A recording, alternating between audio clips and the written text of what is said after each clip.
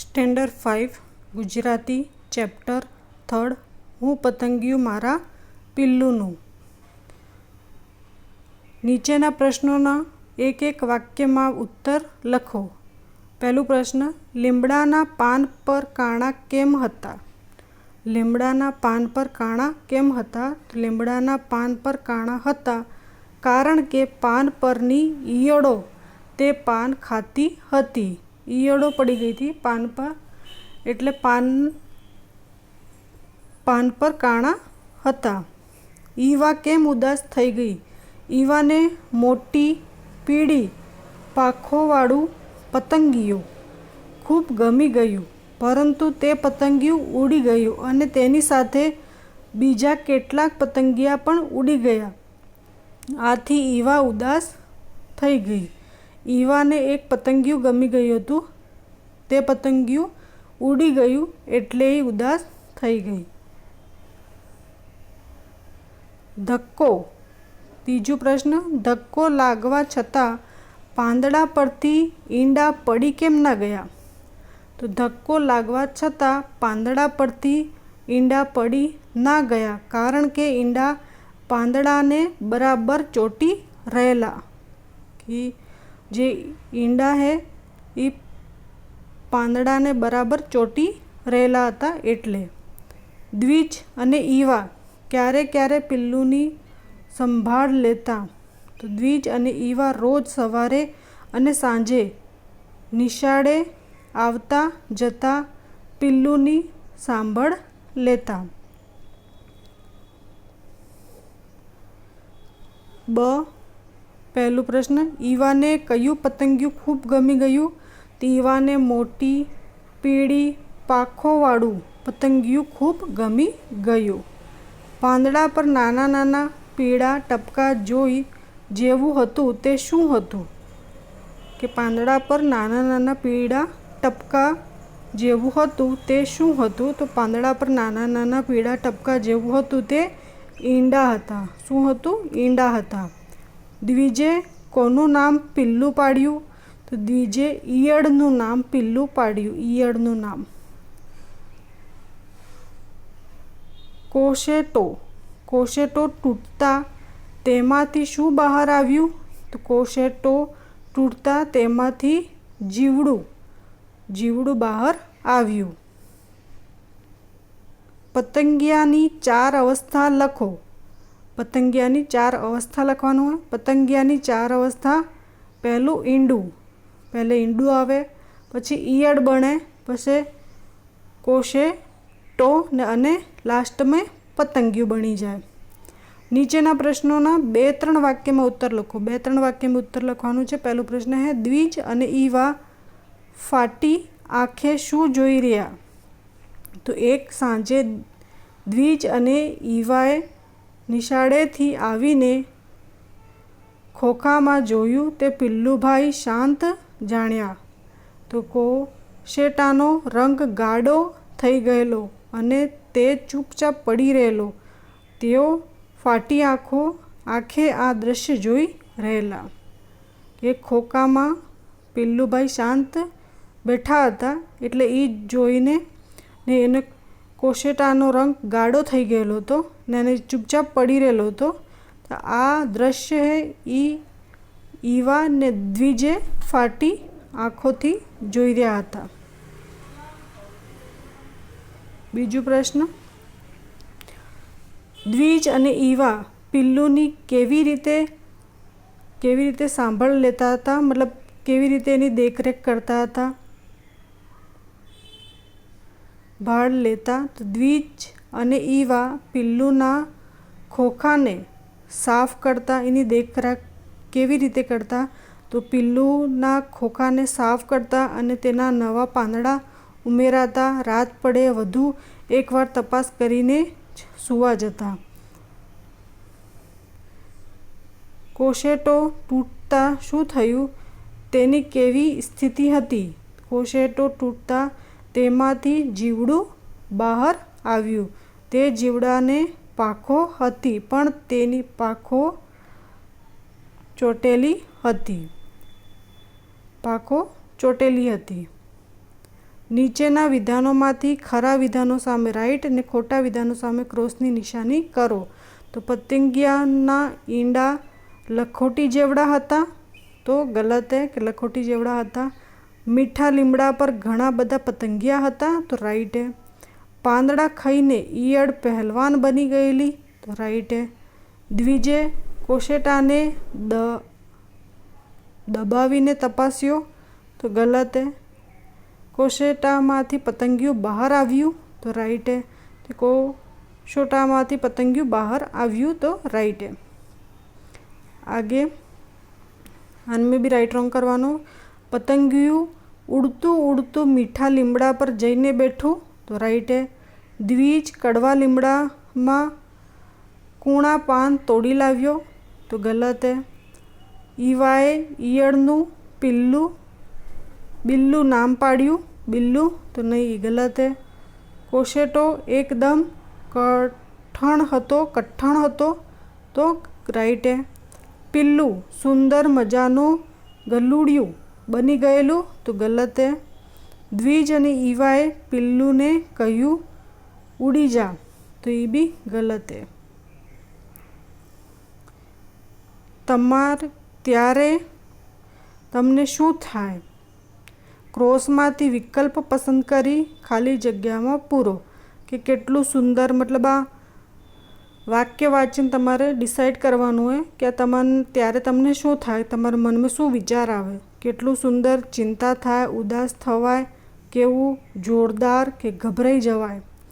તો પંખો ચાલુ હોય અને કબૂતર ઓરંડામાં આવી જાય ત્યારે શું થાય? ચિંતા થાય કે કબૂતર પંખામાં આવી ના જાય. વાંદરાઓએ ટોળું અચાનક આવી જાય ત્યારે શું થાય? ગભરાઈ જવાય. તમે માળો લટકાવો પણ ચકલી રહેવા ના આવે ત્યારે શું થાય? તો ઉદાસ થવાય. અંધારી રાતે આકાશમાં તારા જોઈએ ત્યારે શું થાય? કેવું જોરદાર. જુદા જુદા રંગના ફૂલ ખીલે જોઈએ ત્યારે કેવું લાગે? તો કેટલું સુંદર એવું લાગે, કેટલું સુંદર લાગે છે એવું લાગે. आगे है अ और ब, और यहाँ पे बीच में उत्तर लिखना है कि ईंडा, ये ईंडा. ईयड़ नीचे है, ये ईयड़, गम ईयड़. कोसोटो ये कसोटो क, और पतंगियों, तो आप पतंगियों इस तरह से मैच करना है, उत्तर लिखना है. आगे अ और ब, और उत्तर बीच में लिखना है. द्विज અને ઈવા કોણ હતા? દ્વિજ અને ઈવા ભાઈ બહેન. ઝીણી ઝીણી શું હતી? ઝીણી ઝીણી ઈયળો. કૂણા શું હતું? કૂણા પાંદડા કૂણા હતા. પહેલવાન કોણ હતું? પહેલવાન પિલ્લુ પહેલવાન. अ और ब, और बीच में उत्तर लिखना है. अनिरुद्धना तेना. भद्रेशने તેને. ડબ્બીમાં તેમાં. જીવજંતુઓને તેમને. જીવજંતુઓનો તેમનો.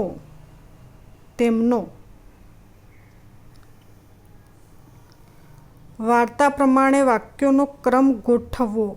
કે વાર્તા પ્રમાણે કરવાનું. પહેલું છે લીલા પાંદડા પર પીળા ઈંડા હતા. બીજા પર દ્વિજે ઈયળનું નામ પાડ્યું. ત્રીજા નંબર પર પાંદડા ભાઈ ખાઈને પિલ્લું જાડો પાડો થઈ ગયેલો. ત્રીજા નંબર પર. ચોથા નંબર પર કોશોટો ચૂપચાપ કડક થઈને પડી રહેલો. ને પાંચમું પિલ્લું ઉડી ગયું. આ મૌખિક ઉત્તર આપવાનો છે. આગળ છે આપેલા વાક્યો પરથી પ્રશ્નનો ઉત્તર લખો.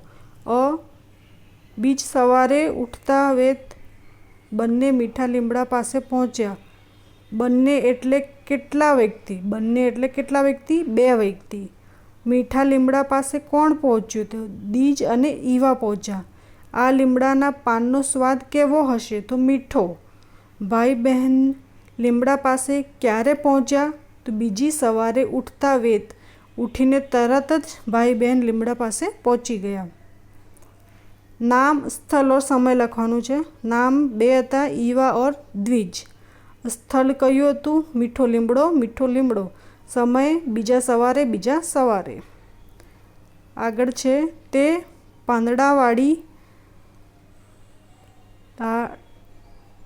પાંદડાવાળી ડાળબીને ધક્કો લાગ્યો એટલે બંને જણેને ચિંતા થઈ કે ઈંડા પડી જશે. બંને જણે એટલે કોણ? બંને જણે એટલે કોણ? દ્વિજ અને ઈવા. ઈંડા ક્યાં હતા? તો પાંદડા પર હતા. ઈંડા ક્યાં હતા? પાંદડા પર. બંને કઈ વાતે ગભરાયા? તો ઈંડા પડી જશે એ વાતથી બંને ગભરાયા. ઈંડાની ચિંતા કોને થઈ? તો ઈંડાની ચિંતા બંને જણને થઈ. દ્વિજ અને ઈવા બંને જણને થઈ. ઈયળ, કોસોટો અને પતંગિયો. પતંગિયા વિશે પાઠમાં આવતા બે વાક્યો શોધી અહીં લખો. ઈયળના બે શબ્દ લખવાના છે, બે વાક્ય લખવાના છે. પહેલાં, પીળા ઈયળાને બદલે ત્યાં હતી લીલી ઝીણી ઝીણી ઈયળો. જુદા જુદા પાન પર ભાખોડિયા ભરતી ઈયળો. કોસોટાના બે વાક્ય લખવાના છે. કોસોટાનો રંગ ગાઢો થઈ ગયેલો. કોસોટો એકદમ કઠણ હતો. પતંગિયું, તેમનું વાલું પિલ્લું તો સુંદર મજાનું પતંગિયું બની ગયેલું. પિલ્લુએ પોતાની પાંખો 2-3 વાર ફફડાવી અને પછી ઉડી ગયું. આ મૌખિક પ્રશ્ન આપવાનો છે. વાંચો, શોધો, વિચારો, લખો. ગીતમાં આવે આવું કોને થાય છે આવું? કે ગીત ગાવાની અમને મજા પડી તો પંખીને.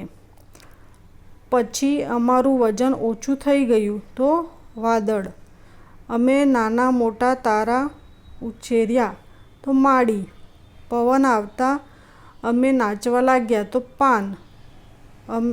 અમે ખિસ્સામાં શંખ અને છીપ ભર્યા તો બાળકો. સરખા ઉચ્ચારણવાળા, જે સરખા ઉચ્ચારણ નીકળતા આવે એવા શબ્દોની જોડ લખો. જैसे ફરકી મરકી, મહાલી જાલી, પપાડી માળી, પરસી તરસી, ઘૂમી ઝૂમી, પાન ગાન. આ સરખા ઉચ્ચારણવાળા શબ્દો. ખાલી જગ્યા, તમે બરાબર આગે જે શબ્દ મૂકી પંક્તિયા પૂરી કરો. ખાલી જગ્યા ભરવાનું છે. और અંતના ઉચ્ચારોમાંથી લખવાનું છે કે અમે ધૂળ બનીને ઉડી રહ્યા, સોની આંખમાં જઈને ચોંટી રહ્યા. ચોટી લખવાનું છે. અમે કાંટા થઈને ચોંટી પડ્યા તો સોના કપડામાં ભરાઈ પડ્યા. અમે કાકરા થઈ રસ્તામાં ગબડી રહ્યા તો સોના હાથમાં રમી રહ્યા. કે કાકડાથી સબ રમતા હતા એટલે સબની હાથમાં રમી રહ્યા. સૌથી નજીકના અર્થવાળું વાક્ય પસંદ કરો અને તેની સામે રાઈટ કરો. અમે પાન થઈ ફરકી રહ્યા. તો શું આને મેં રાઈટ કરવાનું? અમને ઝાડ પર બેસવાની મજા આવી. पहला कोष्टक पर राइट करना है. दूसरा नंबर कि अमे दरियाમાં વહાણ થઈ મહાલી રહ્યા. તો અમે વહાણમાં બેસીને દરિયો મહાલવા ગયા. અમે પહાડ અને ટેકરીઓ ઘૂમી રહ્યા. તો અમે પહાડ અને ટેકરીઓ પર ધીમે ધીમે ખૂબ ફર્યા. તો આને પર ટીક કરવાનું है. આગળ છે અમે ગીંગા તૂફાન માટે તરસી રહ્યા. તો તૂફાન મસ્તી માટે અમે કાયમ તૈયાર હોઈએ છીએ. અમે દરિયો થઈ આબને પંપાડી રહ્યા.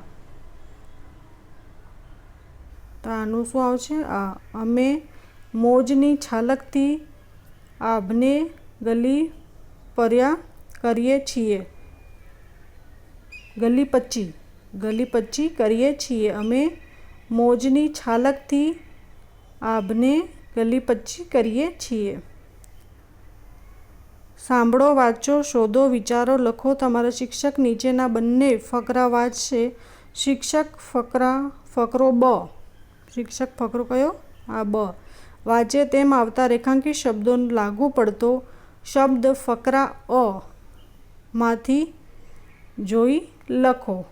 આ અંડરલાઇન કર્યું. અનિરુદ્ધના જીવજંતુઓના ભદ્રેશને જીવજંતુઓને અનિરુદ્ધની ભદ્રેશ જીવજંતુ. આ બનો ફકરો છે, શિક્ષક ભણશે. આ કરવાનું છાનમે ફકરા અનો શબ્દ બનો શબ્દ ફકરા અનો શબ્દ. તો અનિરુદ્ધના તેના, જીવજંતુનો તેમનો, ભદ્રેશને મને, જીવજંતુ તે, જીવજંતુઓને એમને, ભદ્રેશ તું, અનિરુદ્ધની મારી, ભદ્રેશને તેને ઓર જીવજંતુ તે. આ ફકરાથી તમારે કરવાનું છે. આગળ બંને વાક્યો શું ફેર છે. પાના 42થી આપણે કરવાનું છે. અ ઓર બ. અનીશ ભાઈના તેમના, રેશમાની તેની, ભદ્રાના તેના, ચકલીના તેના ઓર બધા બાળકોના પોતાના. બિનજરૂરી શબ્દો છેકી વાક્યો ફેરી રીતે લખો. કે જે બિનજરૂરી શબ્દ એને કાઢી નાખવાનું છે, હટાવી નાખવાનું છે અને પાછું એ વાક્ય લખવાનું છે. જેમ બાળકો તમે કીડી જોઈ છે, પર કીડીને આ કાઢવાનું હોય, બાળકોને આ કાઢવાનું. પછી પાછું આ વાક્ય પૂરું લખવાનું હોય કે બાળકો તમે કીડી જોઈ છે, તેને કેટલા પગ હોય છે તમને ખબર છે. આ પૂરું વાક્ય લખવાનું. જે કાઢી નાખ્યું પાછું લખવાનું નથી. મકોડો પૂછે, ભાઈઓ બહેનો ઓળખો છો મને? પછી આ બે નથી લખવાનું, આ બી નથી લખવાનું. કે મકોડો પૂછે, ભાઈઓ બહેનો ઓળખો છો મને? મારા ચટકાનો સ્વાદ ચખ્યો છે? તો પછી કહો મારા કેટલા પગ છે? આવું પાછું લખવાનું છે. બાળકો દેડકાને તો તમે જોયો હશે, કહો કેટલા પગ હોય તેને? આ કાઢી નાખવાનો, આ કાઢી નાખવાનો. તેની, આ કાઢી નાખવાનું છે. જીભ જોઈ, તે શ્વાસ લે ત્યારે તેનું પેટ કેવું હલે છે નહીં? આવું પાછું લખવાનું. જે કાઢી નાખ્યું પાછું લખવાનું નથી. કે બાળકો દેડકાને તો જોયો હશે, કહો કેટલા પગ હોય તેના? તેની જીભ જોઈ, તે શ્વાસ લે ત્યારે તેનું પેટ કેવું હલે છે નહીં? એવું. પ્રશ્નવાચક ચિહ્ન भी करना है. આ વાત દેડકો બોલે તો કઈ રીતે બોલે? ફકરો પૂરો કરો. કે આ વાત છે દેડકો બોલે તો કઈ રીતે બોલે? કે બાળકો મને તો તમે જોયો હશે, કહો કેટલા પગ હોય મારે? કેટલા પગ હોય મારા? દેડકો બોલે છે મારી જીભ જોઈ હું શ્વાસ લઉં ત્યારે મારું પેટ કેવું હલે છે નહીં? Question mark, full stop.